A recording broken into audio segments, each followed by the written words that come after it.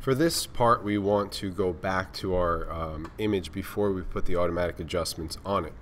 So if you go to File, Open Recent, you'll see all the most recent files that you opened, and one of the top two should be the O2 working PSD that you saved a few minutes ago. So let's open that back up. Now we're back to this red tint. Let's look at a couple different ways to change this ourselves. A lot of times the automatic color adjustments won't be to your liking, so you can use other adjustments to change it. So on the right side in the adjustments panel, you'll see we have non-destructive adjustments. Let's go to this one that looks like a balance. That's called color balance. You open that up, we have some different color channels here that we can adjust. If you keep the tone on midtones, you'll see that our image is too red, right? There's too much red in it, so we want to move away from red. And we can try this first. Let's see how it happens. So as we drag to the left, you'll see it becomes less red. Now if I go too far, it's going to become maybe a little too cold for what we want.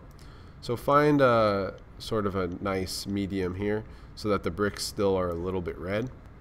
And if you want to warm it up, you can actually go down to the yellows and move closer to yellow, and you'll see we'll warm this up.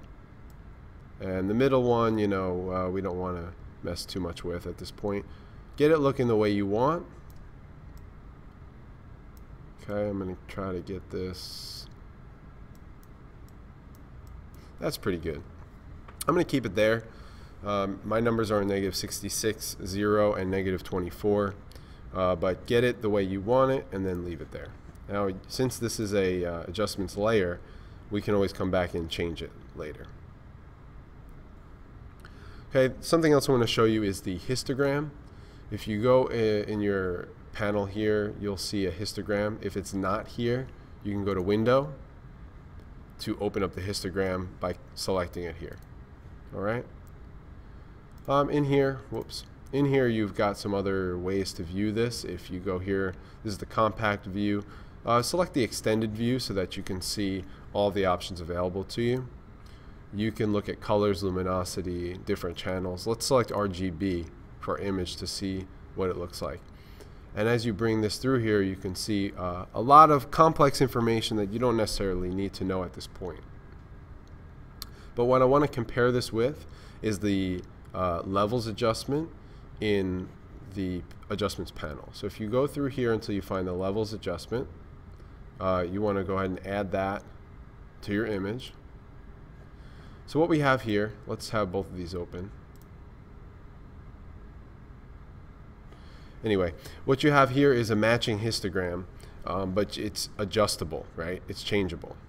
And as long as you keep this on RGB, you'll see in the left side, this black triangle represents the darks. The middle triangle is the midtones, and the triangle on the right represents the highlights, or the brighter areas. So using these sliders, you can adjust your image by bringing this in. Will create more of a dark area, dark image. Bringing the highlights down will create a brighter, and the midtones you'll see will change the image as well. So you can adjust these slightly to change the look of your image. I want to keep it a little on the brighter side. Let's do that. And again, this is non-destructive. You can always change it later.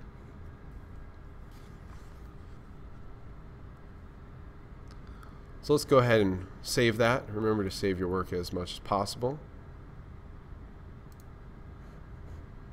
Whenever you get this, you want to keep maximum compatibility. Press OK. And the next video, we'll look at replacing color and some other things.